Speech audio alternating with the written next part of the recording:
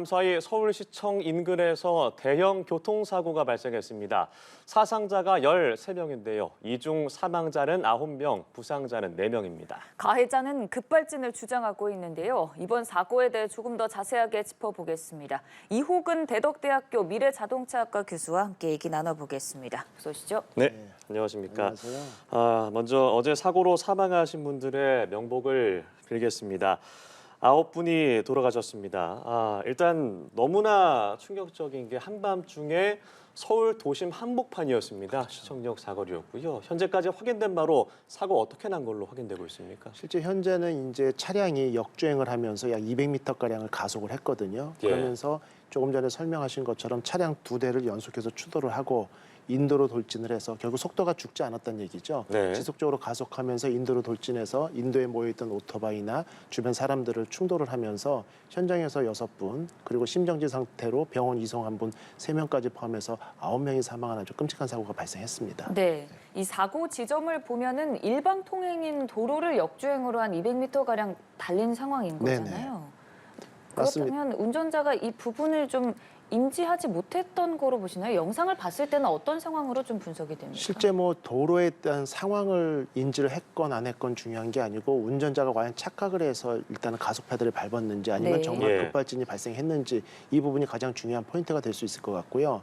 그래서 목격자들은 나중에 브레이크 페달을 밟는 게 보였기 때문에 운전자의 네. 착각일 가능성이 높다라는 목격자도 이미 나와 있고요. 근데 운전자의 주장도 무시할 수는 없거든요. 그래서 상당히 모든 가능성을 염두에 두고 브레이크 페달을 지속적으로 처음부터 밟았는지 주변의 CCTV 영상이나 블랙박스 영상 확보가 가장 중요합니다. 왜냐하면 일반적으로 브레이크 등이 들어왔다 하더라도 점등되는 경우가 있거든요. 네. 그럴 네. 경우에는 운전자가 브레이크를 밟지 않아도 최근 첨단 장치들이 장착된 차량 같은 경우에는 앞에 장애물이 있을 때 긴급 제동 장치가 작동을 하면서 차량 운전자한테 삐삐삐 경고를 주면서 브레이크 등이 전멸하게 되어 있습니다. 그렇기 때문에 브레이크 등이 쉬지 않고 연속해서 들어왔는지 확인 여부가 가장 중요하다고 볼 수 있습니다.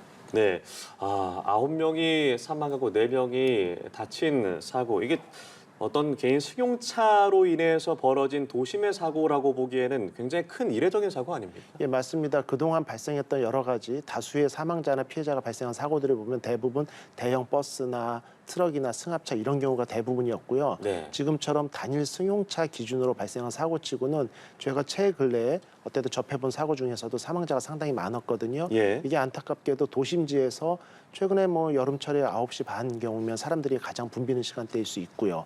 그 상황에서 인도로 돌진하는 어떤 참사가 발생했고 또 인도하고 차도를 구분해주는 어떤 경계 장치들이나 안전 장치들이 충분히 역할을 못하면서 사망 사고가 크게 확대됐다 이렇게 볼 수 있습니다. 네, 일단 말씀하신 대로 그 호텔을 빠져나와서 200m 정도. 근데 그 도로가 일방향, 그러니까 역주행이었단 말이죠. 그렇죠. 그래서 일단 운전자는 급발진을 주장하고 있는 상황인데 현재까지 보이는 뭐 CCTV 영상이라던가 다른 차량의 블랙박스 영상으로 봤을 때는 급발진 가능성 좀 어떻게 보세요?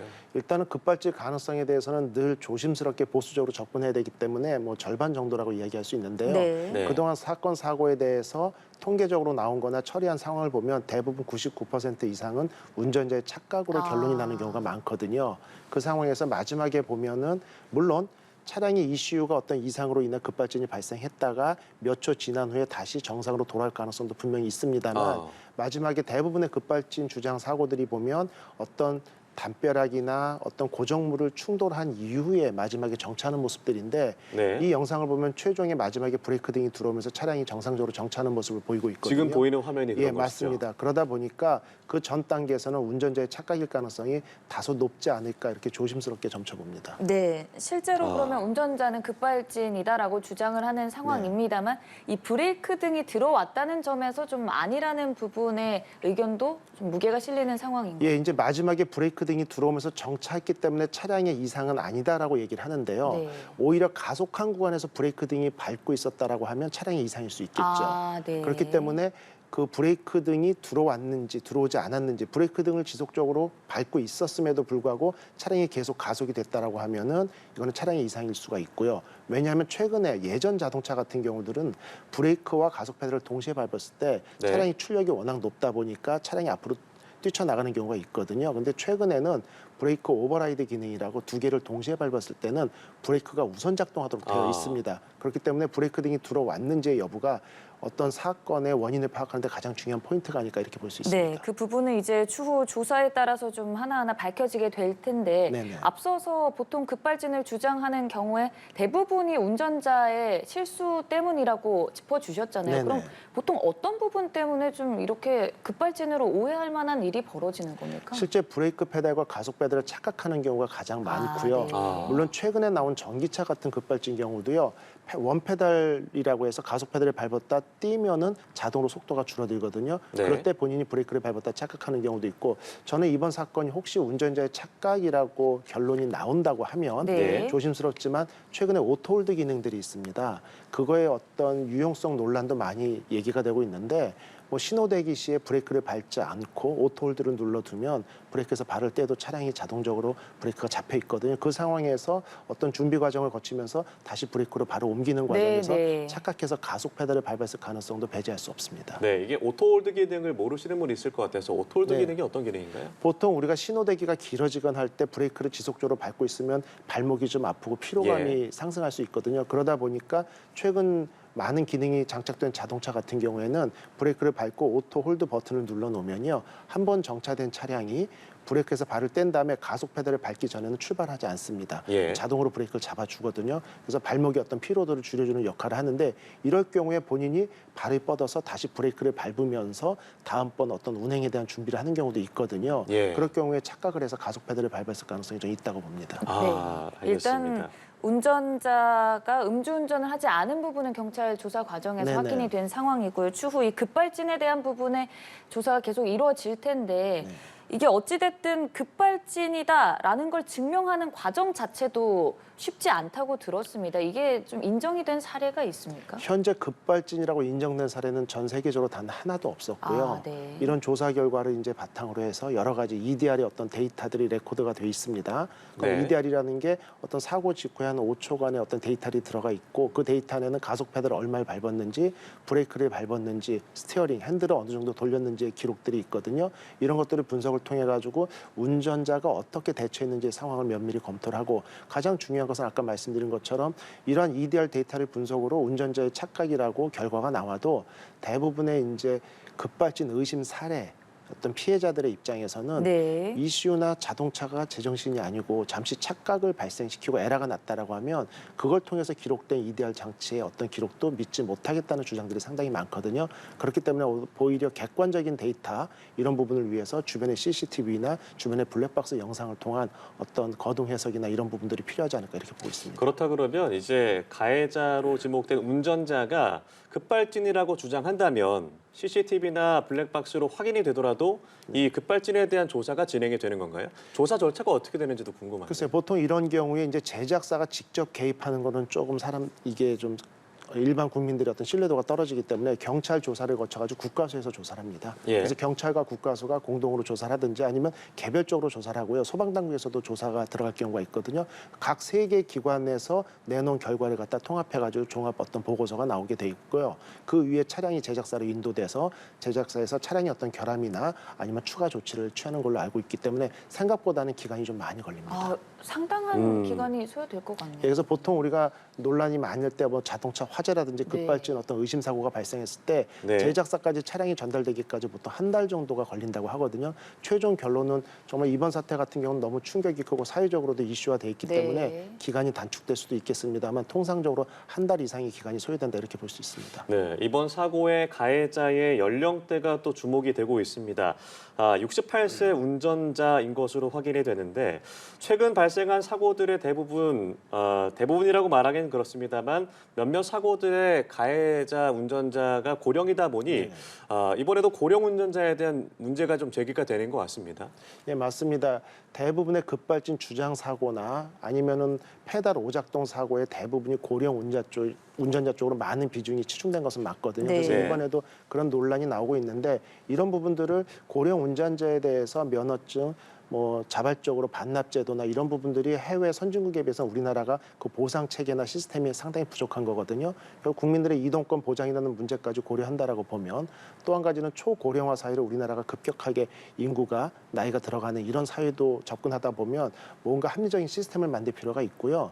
여러 가지 제안들이 나오고 있습니다만 최근에 자동차들 같은 경우에는 풀옵션이나 첨단 장치들을 우리가 선택할 때 보면 긴급 제동 장치 같은 것들이 달려 있거든요. 예. 근데 오히려 고령 운전자 같은 분들은 뭐 스마트 크루즈 컨트롤이나 아니면은 자율주행, 반자율주행 장치 이런 것들을 작동에 좀 둔하고 익숙하지 않다 보니까 풀옵션으로 차량을 구매하는 경우가 드물어요. 네. 오히려 저는 긴급 제동 장치 같은 경우는 고령 네. 운전자가 의무적으로 구매를 하도록 하고 정부도 어떤 재정 지원을 통해 가지고 이러한 장치를 의무화 장착한 분들에 대해서는 면허 적성 기간을 연장해 준다라든지 이런 사회 전반적인 어떤 공감대가 형성된 제도가 필요하지 않을까 이렇게 보고 있습니다. 네, 물론 고령 운전자가 다 위험한 건 아니겠습니다만 이런 종종 사고에 있어서 가해 운전자가 고령자인 경우가 드러나다 보니 좀 사회적으로도 여론이 형성되는 것 같은데 네. 지금 우리나라에서 고령 운전자라고 판단하는 연령 기준이 몇 세입니까? 예, 65세 기준이거든요. 그러면 그 부분은 예. 좀 적절하다고 보세요? 저는 실제 그 사회가 고령화되어 가고 65세가 예. 이제 정년이라는 사회 분위기도 있습니다만 그거는 조금 빠르다고 보고요. 그것보다 중요한 것은 그 65세 이상, 70세 이상 되는 고령 운전자들 중에는 개인의 건강 관리 상태에 따라 가지고 운전의 가능성, 적성 여부는 상당히 차이가 크거든요. 네. 근데 이제 개인정보보호법 때문에 어떤 한계는 있습니다만 고령 운전자들이 어떤 병원 치료를 받는다거나 일정 약물을 복용한다거나 이거에 따라서 집중도, 졸음운전 아니면 대형 사고로 병원에 입원 기간이 길어질 때의 운전의 어떤 여부, 안정성 여부 이런 것들은 큰 차이가 있을 수 있는데 이런 어떤 의료 체계에서 발생하는 정보들을 뭐 국토부나 자동차 관련 쪽에서도 충분히 정보를 입수를 해서 고령 운전자들의 면허 적성 기간을 좀 플렉서블하게 가변적으로 늘리고 줄이는 이런 방법도 좀 필요하다고 보는데 개인정보보호법 때문에 각기 다른 기관의 정보가 서로 공유되지 않는 이런 부분들도 사회적으로 문제가 있다 이렇게 볼 수 있습니다. 네, 이 부분에 대해서는 사회적으로 여러 가지 논의가 필요할 것 같은데요. 사실 저희가 이번 사고가 뭐 급발진이다 아니다 확인할 수 없습니다만 실제로 그 블랙박스 영상이라던가 급발진에 의심되는 영상들을 보면 정말 아찔한 경우가 많거든요. 네네. 실제로 우리 운전자들이 브레이크를 밟았는데 브레이크 작동이 안 된다. 네네. 근데 가속이 점점 빨라진다라고 했을 네. 때 어떻게 좀 대처를 하는 게 가장 좀 바람직하다고 보세요? 실제 두 가지 면에서 대처할 방법인데 최근에 이제 급발진을 예방하기 위해서 급발진이 나에게 발생했다 이럴 때 네. 어떻게 네. 대처하느냐는 질문을 많이 받는데요. 그때 가장 정답은요. 일단은 두 발로 브레이크를 밟으랍니다. 힘을 예, 두 발로. 줘서요? 왜냐하면 브레이크 페달은 두 발로 밟을 수 있는데요. 가속 페달은 절대 두 발로 밟을 수 없습니다. 그러니까 예. 본인은 브레이크 페달이라고 생각을 하면서 가속 페달을 밟을 경우에 두 발로 그 페달을 밟다 보면 브레이크하고 동시에 밟게 될 가능성이 높고요. 그럴 경우에는 브레이크 오버라이드 시스템 때문에 두 가지를 동시에 밟았을 때도 브레이크가 우선 작용을 한다. 이렇게 볼 수 있고요. 또 한 가지는 이번 사고를 제외하고도 대부분의 사고를 보면 차량이 어떤 사고가 유발될까 봐 오히려 접촉을 피해서 좌우로 움직이다 보면 핸들을 속도가 좌우로요? 점점점 빨라져서 나중에 아. 제어가 불가능한 상황까지 접하는 걸 보거든요. 그래서 급발진이 발생했다고 본인이 생각이 들었을 때는 일단 두 발로 브레이크를 밟고 그렇지 않을 경우에는 조금 이제 최선의 어떤 피해를 줄여야 되지 않습니까? 가장 가까운 차량이나 가까운 물체를 빨리 들이받고 속도가 증가하기 전에 충돌해서 멈추는 게 가장 피해를 줄일 수 있는 방법입니다. 네, 두 발로 브레이크를 밟는다는 게 브레이크를 두 발로 다 밟으라는 말씀이신지 엑셀과 브레이크라고 생각하는 걸 다 밟으라는 말씀? 본인이 브레이크를 밟고 있다라고 착각을 하고 가속 페달을 밟았을 경우에는요. 본인은 가속 페달이라고 생각을 안 하고 브레이크라고 착각할 네. 겁니다. 네. 그럴 땐 내가 브레이크를 밟고 있는데 두 발로 밟아봐 하는데 가속 페달은 좁기 때문에 두 발로 못 밟고 옆에 네. 있는 브레이크를 밟게 됩니다. 네. 그렇기 때문에 급발진이라고 본인이 착각했을 때는 무조건 두 왼발로 발로 밟아라. 움직여라. 예, 왼발 움직여서 오른발 왼발을 다 써서 무조건 밟아라. 이런 얘기를 뭐 제작사나 자동차 전문가들이 하고 있고요. 예. 그다음에 그래도 차량이 계속 가속을 할 경우에는 가장 가까운 물체를 속도가 높아지기 전에 들이받는 것들이 보통 자동차의 충돌 안전 테스트 같은 경우는 시속 56에서 64km 정도에서 충돌을 하거든요. 예. 그럴 경우에는 안전벨트를 메고 있는 상황에서 에어백이 터지고 전개되면은 큰 부상은 충분히 다 막을 수 있도록 자동차가 설계돼 있고 그런 것들이 대부분의 안전 기준입니다. 그렇기 때문에 최근에 차량들이 아무리 가속력이 좋아졌다 하더라도 보통 5초에서 7초 정도면은 시속 100km까지 충분히 도달하거든요. 네. 근데 5초에서 7초는 상당히 긴 시간이고 급발진이 발생했다고 느꼈을 때 1, 2초 안에, 2, 3초 안에 가까운 물체를 충돌한다라고 하면 시속 60km 미만에 본인의 생명에는 지장이 없고 경상 정도에 그칠 수 있는 사고로 마무리할 수 있지 않을까 이렇게 보고 있는 예, 거죠. 참 이게 근데 운전의 그 찰나의 그 순간의 판단이 중요한 건데 이게 쉬운 건 아니잖아요. 예, 특히나 이제 이미 가속이 붙은 상황에서 뭐 기어도 안 바뀌는 상황이다라 그러면 시동을 꺼야 되느냐 뭐 이런 어떤 기능적인 부분에서는 어떻게 대처하는 게 맞습니까? 기능적인 부분에서 시동을 끄라는 얘기도 있고 여러 가지가 있습니다만 물론 시동을 끄는 것도 중요한데요. 제가 최근에 사건들을 보면 이렇습니다.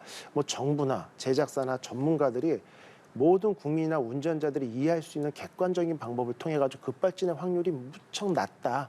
99.99%는 운전자 착각이다라는 인식을 운전자들에게 심어주는 게 더 중요하다고 보거든요. 왜냐? 예. 제 차량이 제가 의도하지 않은 바대로 가속을 하고 있을 때 아, 내가 뭔가 착각했구나라는 생각이 든다면 다시 한번 아래를 살펴볼 겁니다. 근데 최근에는 급발진이 있을 수 있다라는 인식이 오히려 더 팽배해 있다 보니까 네. 99%는 운전자의 착각임에도 불구하고 이 차 현재 급발진이야. 내가 실수를 안 했다라고 믿으면서 지속적으로 가속 페달을 밟는 경우가 많거든요. 그래서 이런 부분들은 좀 더 어떤 국가적인 범위에서 사회적인 공감대를 형성한 이후에 급발진에 대한 가능성이 상당히 낮고 전 세계적으로도 급발진으로 인정받은 케이스는 아직 한 건도 없다라는 사실을 정말 누구도 의심할 수 없는 방법으로 지속적으로 홍보하고 알려주는 것도 중요하지 않을까 이렇게 보고 네, 있습니다. 물론 이번 사고는 조사가 진행돼 봐야 정확히 알 수 있겠습니다만 사실 그동안도 급발진으로 보이는 정도의 사고라든가 네. 이렇게 인도로 돌진하는 일들이 조금 있었던 것 같은데 네. 계속해서 조금씩 반복되다가 오늘과 같은 이렇게 좀 13명의 사상자를 그렇죠. 속출하게 된 사고가 일어나는 것 같거든요. 좀 예. 근본적으로 어떤 대책이 필요하다고 보십니까? 그게 근본적으로 이제 말씀드리는 것처럼 이제 고령 운전자에 대한 운전을 뭐 금지한다든지 면허를 반납하는지도 쉽지 않은 얘기고요. 네. 여러 가지 시스템적으로 혼란이 있습니다. 이번에도 차량이 돌진을 했는데 교차로 200m를 질주하고 인도로 들어갔는데 저 어떤 인도하고 차도를 구분하는 안전장치나 펜스들이 제 역할을 못했다는 부분도 우리가 철저하게 점검을 해야 되고요. 그리고 예. 아까 말씀드린 것처럼 자동차의 긴급제동장치 같은 경우는 운전자의 어떤 연령대나 사고 유무 이런 거에 따라 가지고 의무할 방법이 필요하다고 볼 수 있고요. 네. 이런 것에 대해서 정부의 지원도 필요하지 않나 이렇게 보고 있습니다. 네, 알겠습니다. 오늘 말씀 여기까지 나눠보겠습니다. 정확한 원인 규명이 빠르게 이루어지길 바랍니다. 지금까지 이호근 대덕대학교 자동차학과 교수와 함께했습니다. 고맙습니다. 고맙습니다. 수고하셨습니다.